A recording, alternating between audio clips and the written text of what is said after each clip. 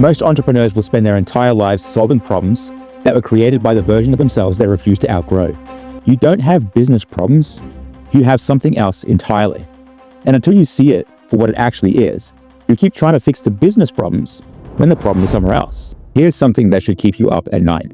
If I sat down with you right now and asked you to explain to me how to build a $10 million company, you could tell me. You talk about product market fit, marketing, systems, team building, operations, financial management, and you'd be right about all of it.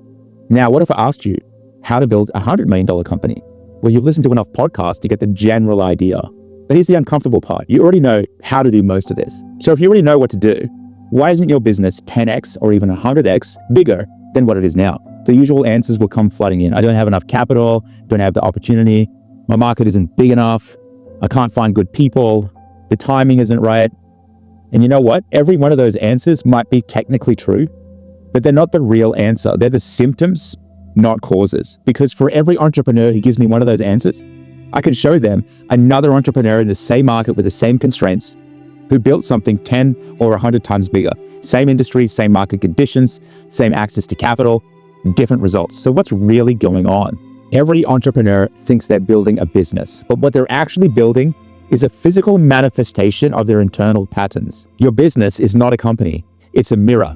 It reflects your compulsions, your fears, your identity, your avoidance, your sense of responsibility, your childhood imprint, your distortions, your need for control, your tolerance for chaos, and your belief about what you deserve. Most people are not running companies. They're running echoes of themselves. Look at your last 12 months. What felt hard? What kept repeating?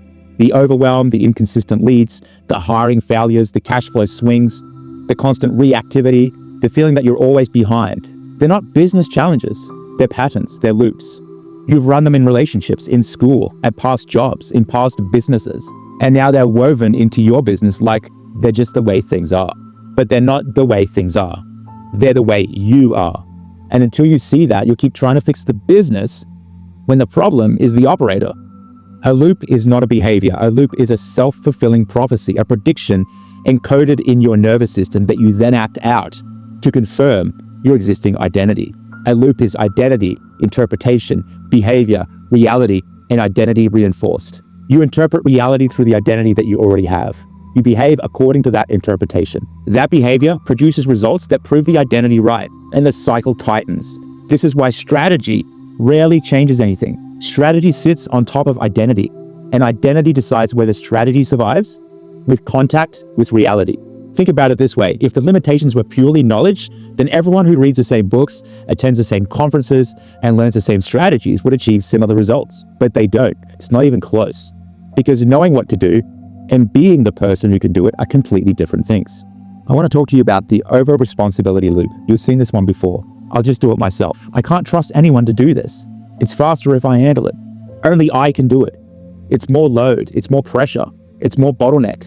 It's more exhaustion. And it's a perfect loop. Your business didn't require you to be the hero. Your identity did. If your identity is, I'm the one that's responsible, you'll build a business that uses you as the emotional shock absorber. You'll subconsciously create structures that collapse without your constant intervention. Not because the business needs it, but because you need it. Because without the burden, then who are you? The avoidance loop. Here's another one. I'll deal with that later. Tiny issues pile up, anxiety builds, stress spikes, things get out of control. Now everything just feels too big. So you delay it again, you run away, you hide. It's not procrastination. It's emotional avoidance that is a pattern that shows up wearing a business costume. The avoidance isn't about the task, it's what the task represents. Confronting the difficult conversation means confronting your fear of conflict. Fixing the hiring process means confronting your fear of being judged. Dealing with the cash flow means confronting your fear of failure. So you avoid it, you avoid looking at it, and the loop tightens, it doesn't get resolved. Here's one I see often, the chaos loop. It's the adrenaline entrepreneur. I'm at my best when things are on fire, when I'm under pressure. So they subconsciously create fires and pressure. They build urgency-driven businesses that only work when they're drowning. And they call it momentum.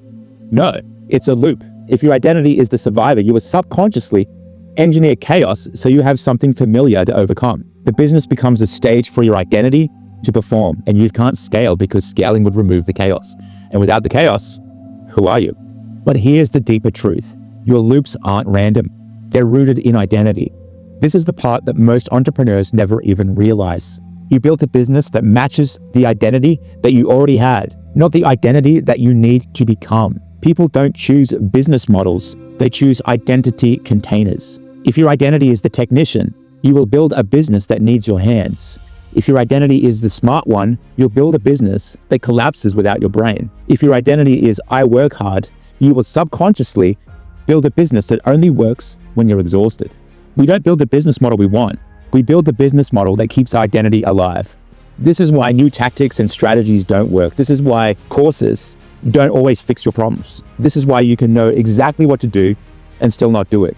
You're not fighting the business. You're fighting the self-concept that built it. Changing tactics does not change identity. Changing identity changes the entire trajectory of your business. Here's the dark truth. Most entrepreneurs are not stuck because they lack strategy or knowledge. They're stuck because the strategy threatens the identity that is running their life. Scaling threatens the identity of the hero. Delegation threatens the identity of the smart one. Structure threatens the identity of the chaos-powered operator. Pricing threatens the identity of the under-earner.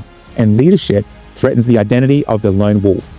So the business stalls, not because the business hit a ceiling, but because the identity refuses to die. Look at the problems that you keep facing, the ones that have been with you months or maybe years. What if those problems exist, not because you haven't solved it, but because solving it would collapse the identity that business is built around? That's the part nobody wants to admit. The real work in business is not just learning more, it's uninstalling the parts of yourself that created the problems you're trying to escape. Your business is not the bottleneck, your identity is. Your behavior is not the enemy, your subconscious loyalties are. The loop isn't something you do, it's something you are, until you decide otherwise. When you finally see the loop, you stop asking, what's the business problem? And you start asking, what pattern am I running that makes this problem inevitable? That's the moment you stop fighting symptoms and start upgrading the operator. Here's the simplest way to break an identity loop. Name it. If you can't name the pattern, you can't interrupt it. So give it a name. Catch the trigger.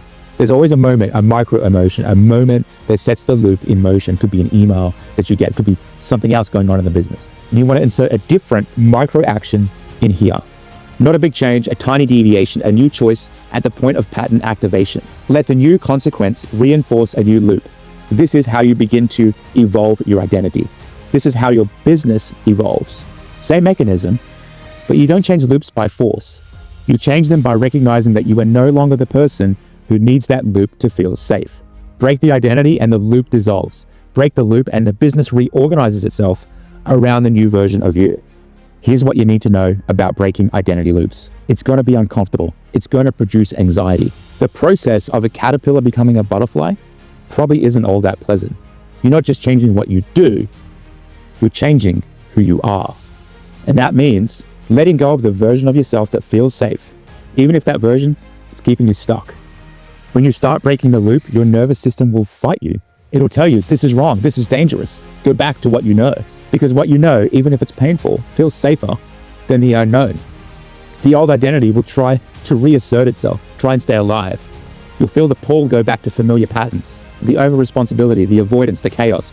Not because you want to stay stuck, but because change, even positive change, feels like a threat to the system that's been running your entire life.